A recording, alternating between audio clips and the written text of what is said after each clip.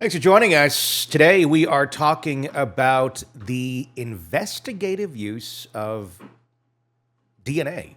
IGG, investigative genetic genealogy. It has revolutionized crime solving, leading to breakthroughs in cold cases and the apprehension of suspects such as Bryan Kohberger, the Golden State Killer, and others. Kohberger, of course, accused in the tragic University of Idaho student murders. However, this innovative tool raises some significant and ethical and psychological questions. Joining us to discuss, psychotherapist and author Shavaun Scott, who help us explore the moral ramifications of utilizing personal genetic data in criminal investigations.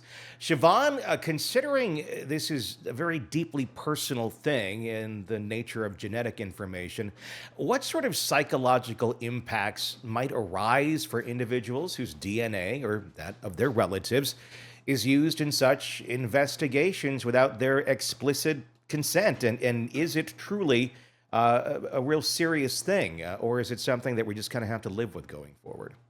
I think the key word is consent. And whenever we look at ethical issues, consent and informed consent, understanding all the ramifications, who's going to access the data, could there be a data breach?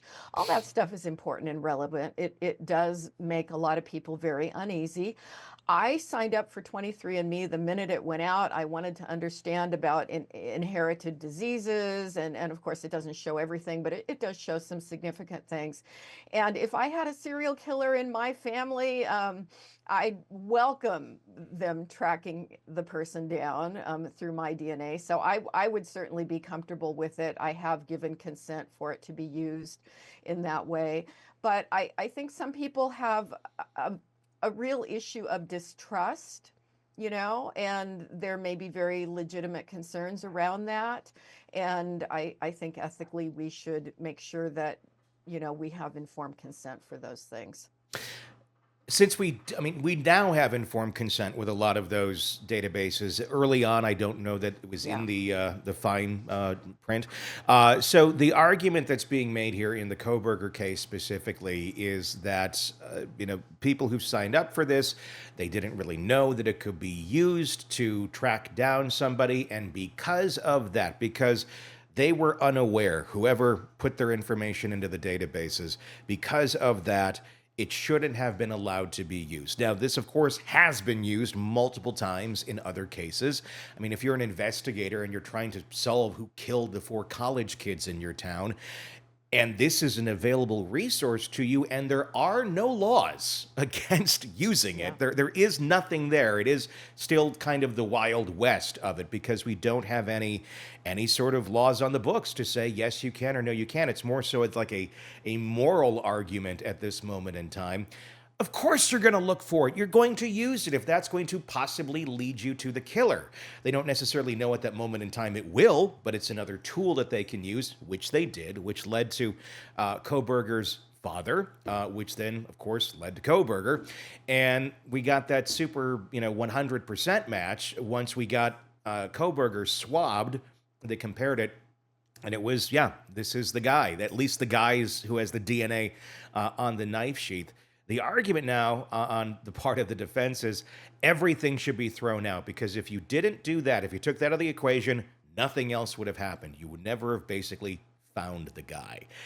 It seems like a hell of an argument to try and make, but some people are behind this. They are saying, yes, this was used incorrectly.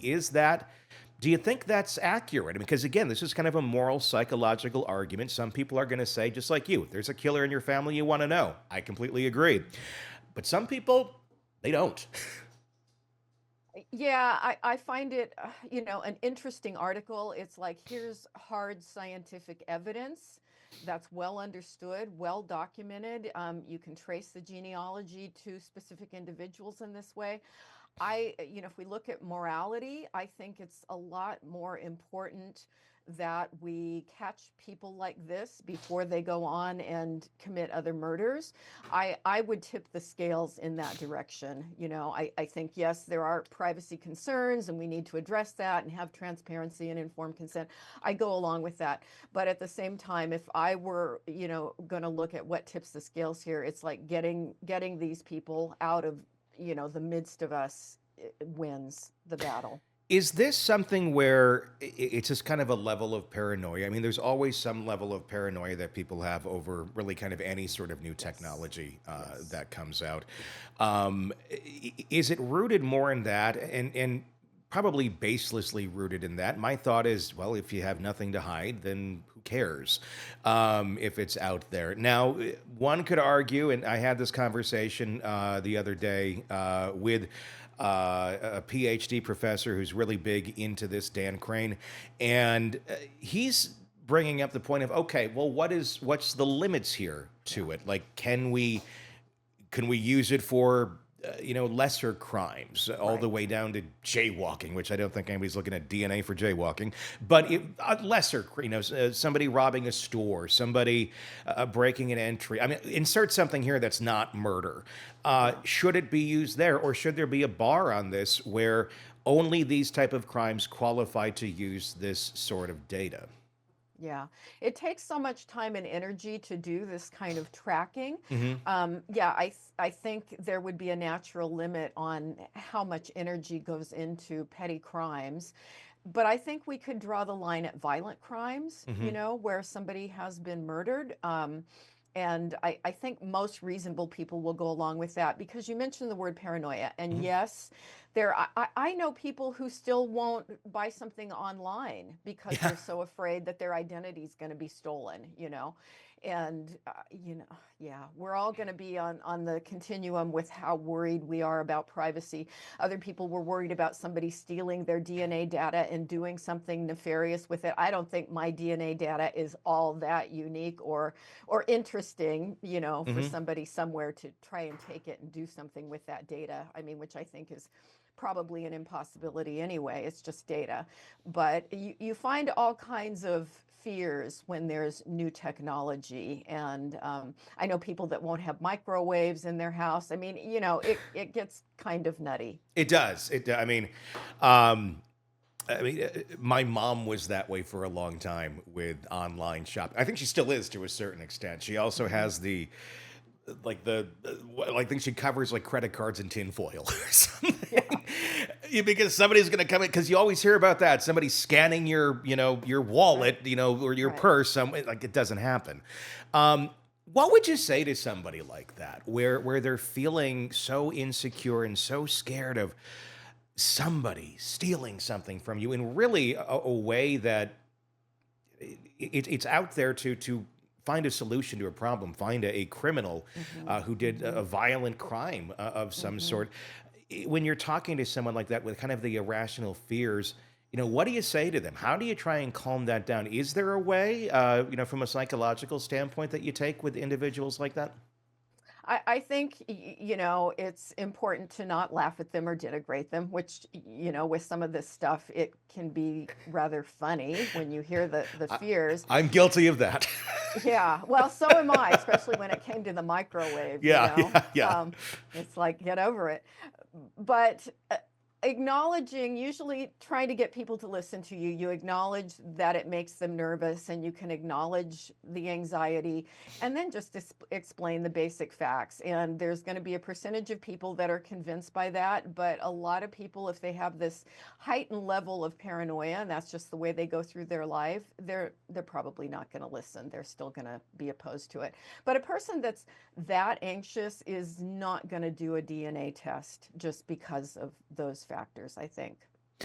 What's interesting is I don't think a lot of people even realize you don't even have to do the DNA test yourself to be in the database. If you're Right. up to your second cousin did it, and very likely if you have a second cousin or you have any sort of extended family, you're in that database, or at least it's close enough that they could find you if someone wanted to find you. So it doesn't even really matter anymore if you do the test or not. Someone close to you probably has at some point in time. Yeah, yeah, very true. I can't even count how many fifth cousins I have in the world at this point. it just keeps getting bigger and bigger and bigger, and people are connected going back to the 1600s. I mean, it's pretty amazing, and I find it miraculous. I welcome it. I think it's, a step forward for humankind to have this all connected, and we learn so much about our health risks. So I'm in the camp of tipping the scales toward this is a really good thing, and let's get over our fears about it. The fears, I think sometimes with people go beyond just, oh my God, they're going to accuse me of a crime. Because my argument to that is, no, they're not. They're going to eliminate you from that Right. pool because that's what it does. It's that good. It's not like, oh, listen, I wonder if this person. No, it will point to the right person. And if it's not you, it's not you. But I think sometimes people have other fears of their own history being brought up into this. Things that, you know, they never talked about again. Oh, yeah. And, maybe children out there that they don't know about or suspect may be out there or are unsure of from a different promiscuous time in their life. Um, what about that? What about the privacy concerns there that people have with IGG? Because it can certainly be used beyond just crime solving. I can't tell you, looked up my own on, I think it was Ancestry, and there's some folks out there that are registered and believed to be like first cousins. Who I have no idea who the hell they are. And it kind of opens the closet to people's skeletons. But at the same point, these are lives. These are people that matter. They shouldn't have their identity hidden because the person that created them doesn't want to be caught or doesn't want to know. What's your thoughts on that? I mean, people, they didn't sign up to have those sort of things exposed, but inevitably it does. Yeah, it works both ways. A lot of people come to therapy after finding out dad is not their biological dad, Hmm. and that can be a very tricky thing to help people navigate. Do they keep that private? Do they confront? And my husband, speaking of that, found that two of his sisters were actually half sisters and not Hmm. the people that they thought. So it didn't really impact his family in that way because there had always been suspicions and other weird things. And a lot of people welcome having that information. It explains some things to them, why they felt like they never actually fit in with the other kids. Hmm. And so it can be a double-edged sword, I think, probably for people who have committed indiscretions and want to keep it private. It's probably very scary for them at this Hmm. point because they are being confronted with the past and their secrets. But I think a lot of good comes from it, and it's one of those tricky things that we're going to be sorting out. How do we help people, make peace with this for a long time? Yeah, without a doubt. There's someone that I know that's close to me who had a very similar thing happen to what you just said, where it turned out, one of the parents was not the actual parent. They found Yeah. this out after they had passed. Yeah. And they had been very, very close to that person all the way up until death. Now, in reality, that doesn't necessarily change any sort of relationship that you'd have with that person. If that person was a mother or a father to you, and they were that person to you, that's how they were in life, then that's who they were in life. It's Yeah. just the DNA that doesn't necessarily match up. I suppose you do have the choice. You are rolling the dice if you sign up for one of those services to look at that information yourself. That could reveal something like Hmm. that. You can't Hmm. control your family members from signing up, and then at Thanksgiving you get the, oh, by the way, you can't believe what I just found out. Hmm. You may just need to say, I don't want to know. Don't tell me Hmm. about it. Hmm. So there is that, but I mean, the information could still come to you even if you don't want it. Yeah. Um, yeah, again, is it just kind of one of those things in life that is now here? It's a newer piece of technology. It helps us solve crimes. It helps people find out the reality of Yeah. what their life is and helps them deal with reality on reality terms. The problem is a lot of people aren't so good at dealing with reality on reality's terms. Yeah, yeah, they're not. I have seen it be incredibly helpful in cases of adoptees looking for, who are my biological relatives. And it's been a good thing, but undoubtedly there are people who put kids up for adoption that don't want to be found. And so the double-edged sword there. But it's here, it's not going away. More and more people are using it. It's becoming the norm rather than the exception. Hmm. So I think it's another one of those things we're just going to have to adjust to it and know that there will occasionally be tricky problems we have to help people work out. One of the I made an analogy the other day on this, and I'm not too sure how it holds up, but it was as we get new technology, and this specifically relates to the crime area of this, of radar detectors were new ones too. That was new technology. You used to have to be the police saw you speeding or doing something illegal, then they would go after you, but they had to kind of guess if you were speeding, Yeah. and it had to be pretty obvious. One could argue, well, I didn't sign up for anybody to be able to check that out, my speed information on me. Well, yeah, but the technology exists that they can do that now, and then they can use that to basically stop a crime. That Yeah. crime fairly minute in most cases, speeding, unless you're insane with it. But again, it's there. It happens. We just kind of have to deal with it. Do you think this is going to be the argument that it is right now, 10 years from now, 20 years from now, as it just becomes more generationally accepted as part Yeah. of life? Yeah, it is just a part of life. It is not going to go away, and I think people will become less freaked out and paranoid by it, hopefully over time. And ultimately, it's, I think, going to be a benefit. I think overall it will do a lot of good.